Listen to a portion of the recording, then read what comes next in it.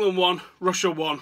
This is my first post-match Euros review. I've watched all the games actually.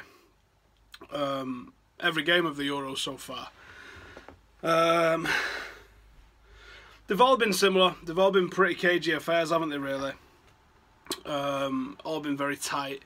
This one was no different, except that England started off the best out of all the teams. I think England started off today's game better than any other side, really. Obviously, Wales scored first really earlier today, but England, from the off, had a real momentum about how they was playing, how they was attacking.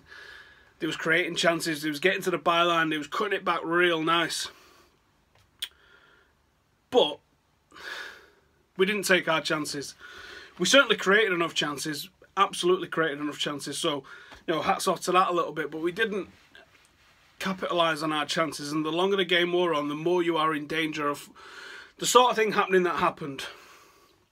Now, I think you have to point the fingers, like that, at Roy Hodgson, because he did not manage the squad correctly. We don't have the players in the squad to see a win out. Do you know why? Because you left them at home. Michael Carrick, I said it in the preview, and a lot of the people who aren't United fans that watch this channel got onto me and was like, I'm biased because I'm a United fan.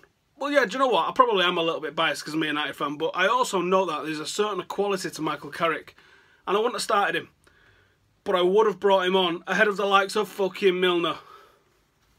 And how anonymous was Lallana. And you can say, oh, it's because the Liverpool players. Maybe I can. Maybe it's because that they're massively underperforming and I don't know why they're in that squad. And I also think that Roy Hodgson has got something in him about Liverpool players. He picks tons of Liverpool players, and I don't know if it's because he sees himself as a failure as a manager there, that he tries to do something with it. I don't know. But Michael Carrick is excellent at keeping possession and settling and being that calming influence. The fact that Wayne Rooney went off for Milner, there was then a massive lack of leadership on the pitch. I thought Rooney had a pretty good game, in all honesty. Not as dynamic as you're used to seeing. A lot more pulled back, a lot more withdrawn, but more of a dictator. Almost like what Schweinsteiger did in his latter days at Bayern Munich, if I'm honest, when he wasn't really the attacking potent threat. The ball he put through, oh shit, who got on the end of it? I think Ali got on the end of it. Was it the first half? I think it was towards the end of the first half. What a ball. Honestly, what a ball. Pirlo plays that ball, it's replayed forever and people have got their dicks out. It was an unbelievable ball. Managed to get it right behind the back of the last defender as well. Incredible ball. Roy thought he had the game sewn up at 1-0, which is so naive, it's ridiculous. At international football level, a manager thinks that a game is sewn up at 1-0. And I'm not saying you should have brought Rashford on. I'm not saying that you should have brought Vardy on. I've seen a few people saying it should have gone for the win. Now, I'm not saying you should have done that, because I think it just wasn't broken. It didn't need that extra impetus to try and flood forward. I can see the idea of bringing on like for like if you wanted to pull Kane off perhaps, or you wanted to take, if you wanted to take Sterling off, because Sterling, he was beating his man for fun, but so unproductive once he was in a once he had advanced his position. It was so frustrating. So I could see if you wanted to change that. Right, we're having this right back's having an absolute mare. Let's put another player on him who's quick as well, and see if they can do something. You're not changing the way the team is set up, and you're not changing fundamentally the way the team's going to play football, because it was working. We was creating chances. We just had to be a little bit warier and a little bit more intelligent with what we was doing with the ball. That's why Spurs capitulated in the league, because they didn't have a leader that could see them through stuff like this. Excellent young players, and they really made the difference to the side today. I thought the Spurs players, they was fantastic, a lot of them, all the way through the side. Energy, just going for it, fearless.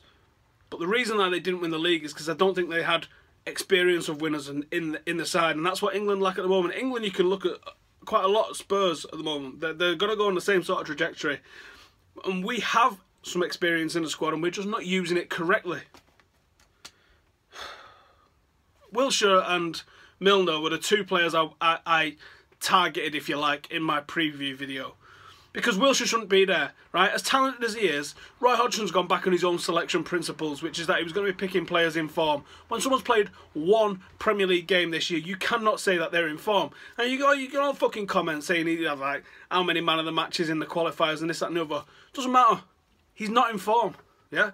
If you want to bring people back from all that, well, let's get Gary Lineker in. Yeah, let's get someone in from the early 2000s. Let's get Jamie Carragher in there if you want. He's got to be playing right now. That's the reason why Marcus Rashford went. He was in form.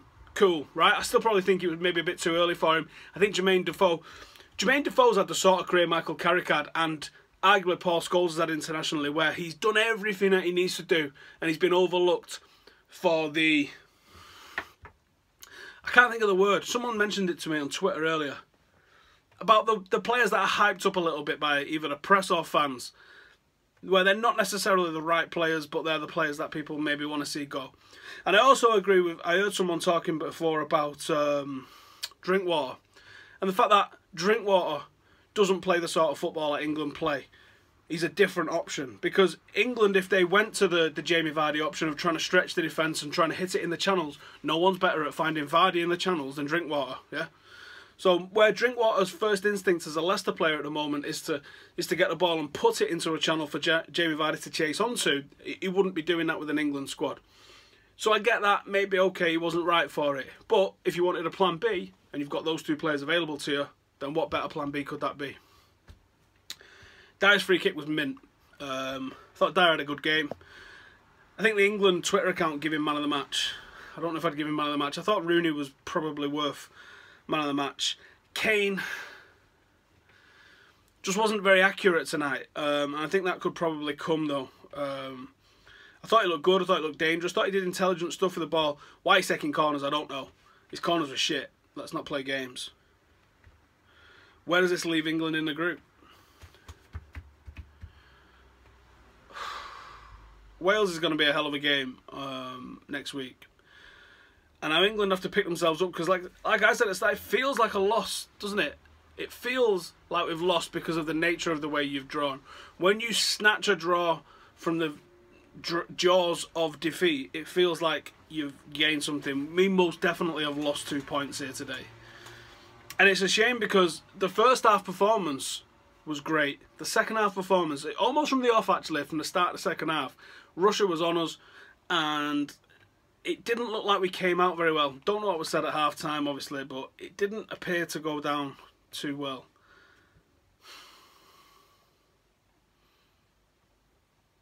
You bring mid-table players on, you turn a decent side into a mid-table team. And that's what happened today.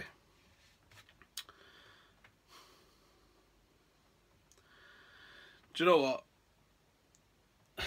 England was never winning this thing, was there? Maybe it's a good thing to have a reality check early on in the tournament. And if we beat Wales, it'll be celebrated as a big thing. But it's not really. This is Wales' first ever tournament, I think.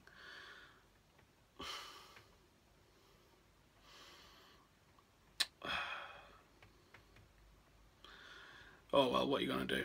So there you go. England won, Russia won. It's a good job 3 teams can qualify from most of the groups. We might need that in this group. How bad that going to be if you finish 3rd and go through? In fact, do you know what? It's almost impossible to not get out of this group. Scenes when we don't, is all I'll say. Oh, God. Thanks for watching. Stick anything you like in the comments. Is anyone to blame? Is this just what we should expect? How far do you think we're going to go? And what's going to happen against Wales? Thanks for watching. Tomorrow should have the remaining group previews out. They might be quite late tomorrow. And Sunday newspaper review in the morning. Thank you for watching, and I'll see you soon.